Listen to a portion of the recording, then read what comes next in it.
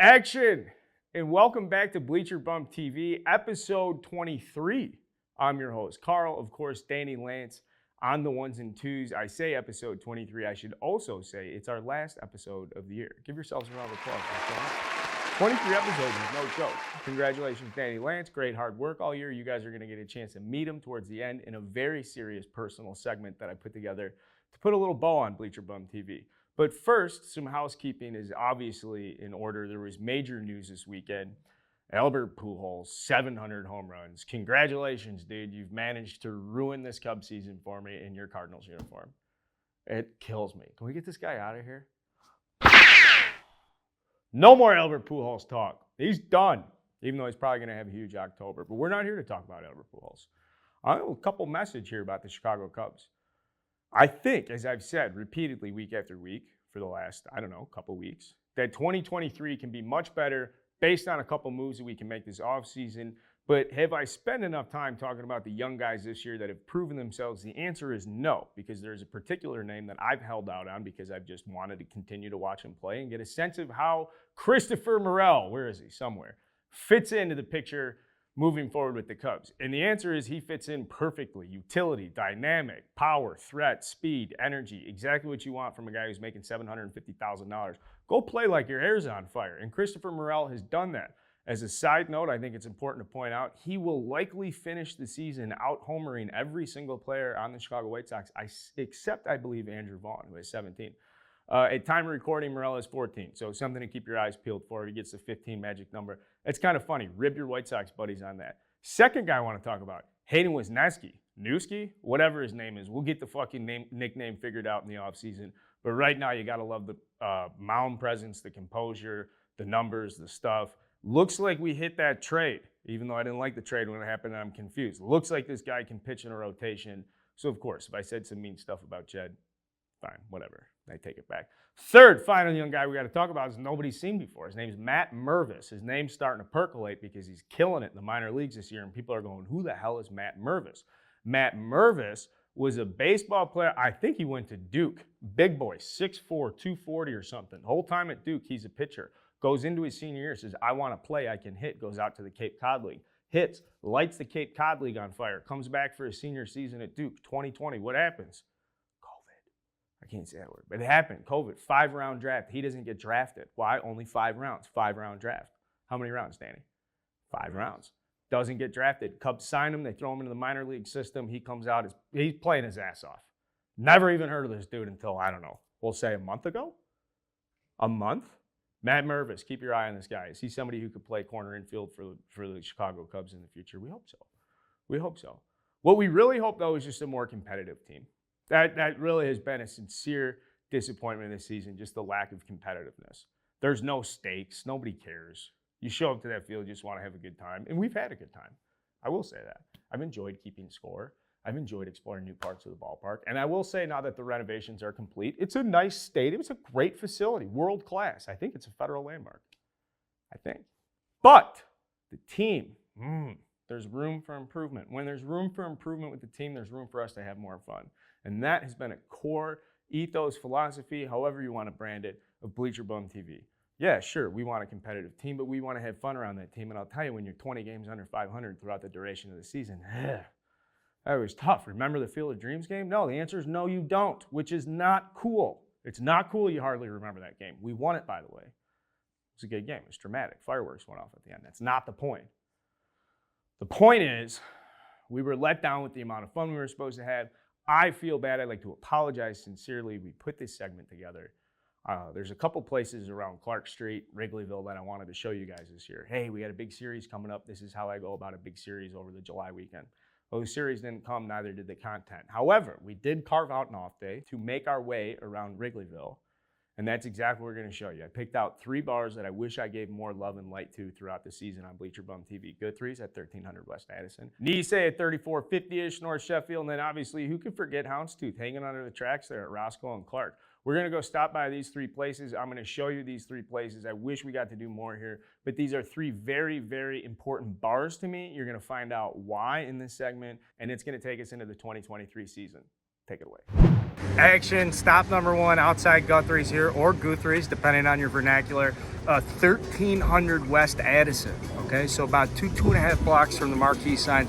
I like to call this a bookend stop because you either want it as your first or your last place as you get into Wrigleyville. Because you're gonna see it's a real casual place. It's 1-2 beers max, but it's gonna be the one or the two best beers of the day. Let's go inside, let's check out Guthrie's real quick. Or Guthrie's. There you go.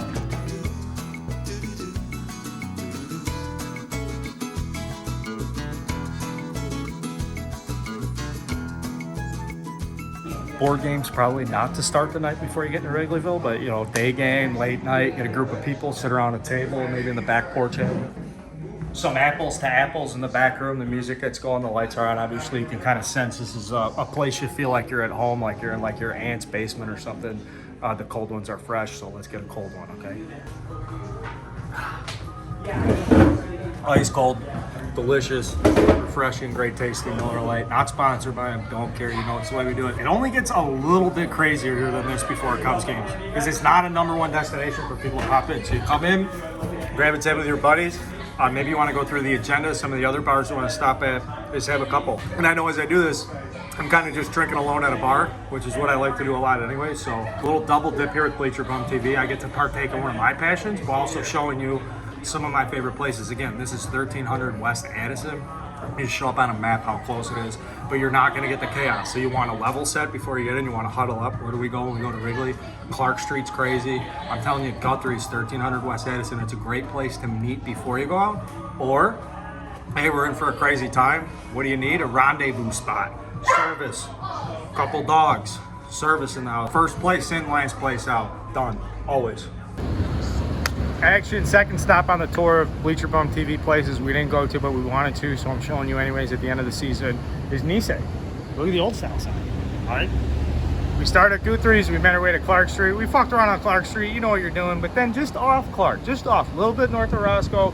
We got some action here at a place everybody knows and loves, but I haven't shown you inside. I don't even know if we can show the camera inside. These are people who are like, get out of here with the fucking camera. This is Nisei Lounge. We are at, I mean, it's like 3450 North Sheffield, you know, it's just off Clark, Sheffield, Clark, known for their Malorts, whatever. All right, be quick here, because I don't want to be disrespectful to people that work here and make this place special. We're just gonna be quick. I want you guys to take a look around, get some B-roll, show them what's going on here. We're gonna rip a shot, we're gonna have a beer, talk to the bartender, we're gonna get the fuck out of here, because that's what you do with Nisei. I would say out of all the places in Wrigley, this is the #1 place. You just like come in, be respectful of the way they do things, because they do it much, much differently than the rest of Wrigley. That's fact.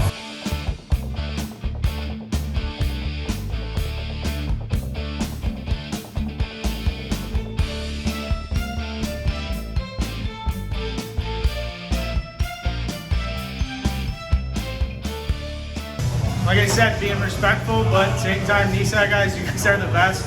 We're doing a shot of Malort, Danny Lance, 1s, 2s. The whole year he's been doing the 1s and 2s. Gotta get a look at my guy. The Danny Lance on the 1s and 2s. The Bleacher Bum TV.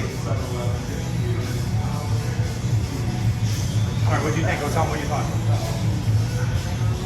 Well, I'd be lying if I said it was good. Kind of tastes like if you were to burn a piece of firewood, cover it with some gasoline to roll down, and you take that ashy, fiery, smoky gasoline, put a little bit of vodka in there, took it. It also tastes like passion. It also tastes like what we need around here. Just saying. So, ready for round 2, right? Give me a second, I'm in. I need to check in with my corner, regroup, and I'll be in for the next round. Get your muffler fixed, buddy. All right, out of Nisei. Again, wish I could have brought you here throughout the season on Bleacher Bum TV. We love that place. Funny little thing, I came in there, I told you guys, I was like nervous. We don't want to, you know, you don't want to overstep your boundaries. Right away, someone comes in, they're like, are you guys filming shots? We want you guys filming shots. So shout out Nisei, this is what they do. There's one last stop on the tour, Bleacher Bum TV, end of the season tour of places I wish I could have brought you in Wrigley Field. We're gonna go, it's just next door. We're just gonna go a couple steps down the street. I'm gonna take you to a very special place. Like I said, we love Nisei. Still flapping in the wind. The Cubs aren't good. The Cubs aren't reliable. Nisei is. Wrigleyville always is. We're getting ready. One last place on why the Cubs in 2023 are going to come back. This one means a lot to me. Let's go check out Houndstooth. Thank you. Can I take a picture? It'll work? They wouldn't believe it. I hope they believe it. They don't. I got to work on it. They're actually the ones that told me to follow you, funny enough. Good beard, bro.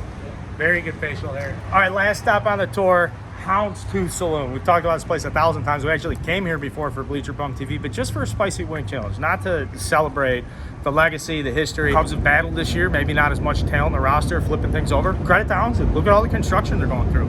And not just them, I mean, it's a lot of it. Here we catch a brown line here, purple line, red line. So much CTA construction here. They cleared out the outdoor seating. They bumped it down here. You look down 200 meters, okay? Timing coming back and forth. That's an Olympic event with the outdoor seating. This is another bookend spot. We said you could start or close with Guthrie's or Guthrie's. You could start or close with Houndstooth. And it's also that time of season. This is the best fall bar in Wrigley. Did you hear me?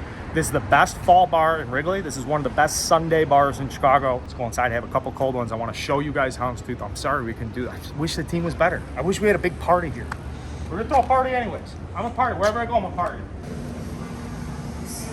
It's a great spot to close with beer shot. Hopefully with a bigger group than just me, one solo. It's not the chaos that you have on Clark Street necessarily. It's a different type of chaos. Shot more for the boys, for you guys. I owe you guys a lot more of these for Bleacher Bum TV, and I'm sorry I didn't do that more this year. It's getting better as I get older and as I do more of these for content, but by no means is this a desirable taste. Still, I like it. It's good. Can it be good, not desirable? Yes. May look underwhelming, but this is one of the most explosive DJ booths in the city of Chicago. Sunday country music. Just say, you don't need a DJ guy for country music, just hit the playlist. Ho, ho, ho, my friends. No. Come to Tooth on a Sunday and tell me you don't need a DJ guy for country music. You're stupid. Weird dynamic on the triangle. Okay. Obviously weird dynamic from a geometry standpoint. But what do we know about right angles are the strongest? One of the best corners in Chicago right here. The best corner to hang out. See me post up? Double TV action over here. We got shots. Area for the server to come in. She's got a big tray. Who ordered 30 fireballs? We did. We're passing them out. We're having a good time. This is the corner, the right angle triangle. I'm gonna show you a secret spot too. Follow me. It's good wallpaper. Houndstooth. Classic. You see this Barstool? This is probably the most famous Barstool for me in Wrigleyville. 2015, Game 1, John Lester making his first start as a Cub against the St. Louis Cardinals. Me and Mike Giller, best buddy everybody knows Gil. Me and Gil come here, sit here, live tweet the whole thing. The Cubs lose, but Lester pitched a very competitive game. And I looked at my buddy that night and I was like, it's over. The days of us sucking are over. It's back. We're here. It's right now. The time is ours. What happened then? The best run in the history of Chicago Cubs. Where did it start? Right here in Houndstooth, which is actually a fitting way for me to end Bleacher Bum TV this season, or at least this segment of Houndstooth, because this is where it ends. This is where it starts, and this is where it ends. And it's one beautiful circle, it's one cyclical fucking life, and we're back here. Why are we back here? Because this is where it started, we're gonna start it back up again. I don't even know if that makes sense. This is Bleacher Bum TV, and this is Houndstooth. You guys go check this place out. You're morons. And again, I owe you an apology. I wanted to throw a party here. We're partying here anyways. All year next year, 2023, watching the playoffs right here. It's a special place. Wrigleyville very much is a special place. I've said it before, I'll say it again. Institutions up and down Clark Street. Plenty of stuff going on. All we need is a very good competitive baseball team to carry us through a whole 162. Are we gonna get it? I hope so. We have a massive offseason in front of us, and I don't think we've ever been in a position to point our finger at leadership and say, go out and go do something for us, because we're waiting. That place is full. Those bars are packed. We got tons of stuff to do. All we need is a great baseball team to go watch. Jed, Tom, I hope you guys are listening to this. We're ready for it. Until next time, this is Bleacher Bum TV. Thank you very much for tuning in. Thank you to Danny Lance for working the ones and twos all season long. This is Barstool Chicago. We're not going anywhere. Subscribe to the YouTube page. I'll see you guys next time. Hey, how you doing?